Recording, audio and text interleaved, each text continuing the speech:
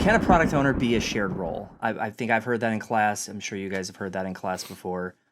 I mean, I don't know. This could be a very short video. No, it can't be a shared role. But You stole my answer, Rob. Answer. Sorry. No. Mic drop. No. No, I think the answer is it's kind of like asking, can the driver of a car be a shared role? Not at the same time.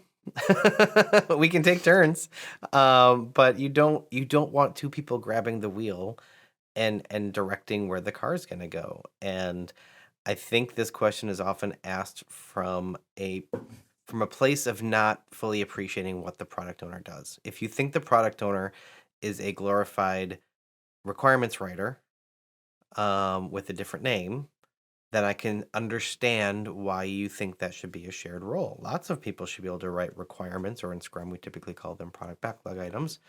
And Scrum would agree with that, because Scrum doesn't say only the product owner may write product backlog items. But we want one person steering the ship or the car or whatever plane, train, or automobile you want to use in this analogy. We want one person who has final authority over the direction we're going for the short duration that a sprint is, and the future direction, which is always changeable. So that would be my answer. You want one person in the driver's seat. One person driver's seat. I like that analogy. I know there's some companies out there that have multiple leaders at the helm. It's not common, but Co-CEOs. Yeah, there's like co-CEOs. Yeah. And I don't know if those are family-run businesses or exactly how they're structured. So from the rule book, Scrum says a single person has that accountability. When it comes to real life, which I think a lot of the people coming through our classes, they're in the real world. Like, yes, but this is how it is with us. So can it happen and help me where we are? Don't tell me how it's supposed to be and why that's better. I feel like we need to somehow meet people where they are, even if they're doing broken Scrum or Scrum not by the book. That's fair. If you're sharing the accountability, what's the best way to do that? I mean, there's always challenges, right? You have to have the communication and the collaboration. You've got to still have some alignment around a common goal. So, if Rob and I are sharing product owner responsibilities here, I know where you left off and you know where I'm leaving off. I can't, it can't be disarray. Using the driver mentality Jason was talking about, we might all be going on a road trip, but you want to take a break. You're tired. So I'm going to take over driving. You're going to sit in the back seat. And you know what? I'm going to determine where we're going next, not you. But since we're all driven by the same golden objective, we're going to end up at the same destination. It just might be a little bit different than had you been driving the entire time. So I'm going to throw a wrinkle in the mix saying, yeah, if you don't play Scrum by the book, you could, in theory, as long as that person is taking accountability at that time, share the role. But at that point in time, that person is accountable. I don't care who it is. Yeah, okay, the co-CEO thing, I've run into that a few times, and I just always kind of grin because I have to ask, like, all right, if you've got two CEOs, do they always agree? And if they don't, well, that's interesting, because then it takes the company in two different directions, depending on whose fiefdom we're talking about. And if they do share the same direction all the time, then one of them is superfluous. Right. So, and if they don't agree, but they have to agree to move forward, how long does it take to come to a decision?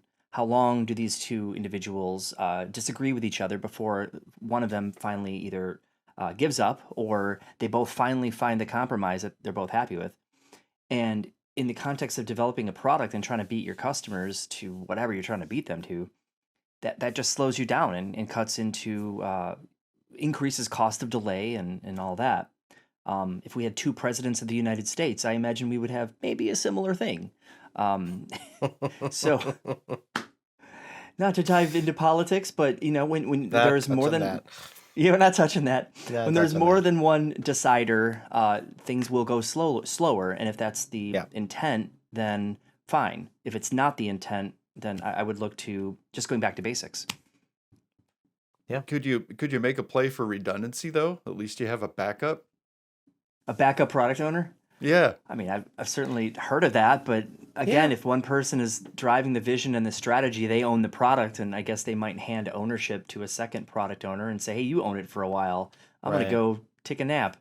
Which is the road trip analogy. I mean, when you're saying, "Hey, you're gonna be on a road trip and you're gonna get in the back seat while I drive for a while," that's Right. kind of what I had in mind when I said, "Yeah, you can share it, but not at the same time, right? You can have two drivers of a car, but you take turns, and you could have a backup product owner scenario. I don't think that's a problem. Maybe the product owner needs to go on vacation. Maybe the product owner needs to go focus on a different product because there's an emergency, whatever happening in the business. Like, okay, that's fine, but technically speaking, that's still one product owner at a time. It's just the primary product owner handing off decision making to a secondary as a backup scenario. So, where I usually see this question come from is I want us both to be making the decisions at the same time. And much like co-CEOs, you could carve out areas of accountability or responsibility and say, I'm going to make these types of decisions and you can make these types of decisions, and that might work okay.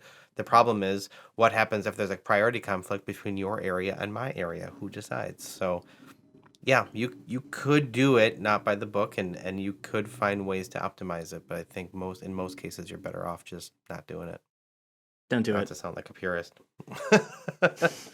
Hey there. So, if you're here and this is your first time and you're interested in growing in your agility and understanding things like Scrum and other agile topics, then be sure to get started by hitting that subscribe button and also that bell. You're going to get notifications, and I don't want you to miss out on a thing.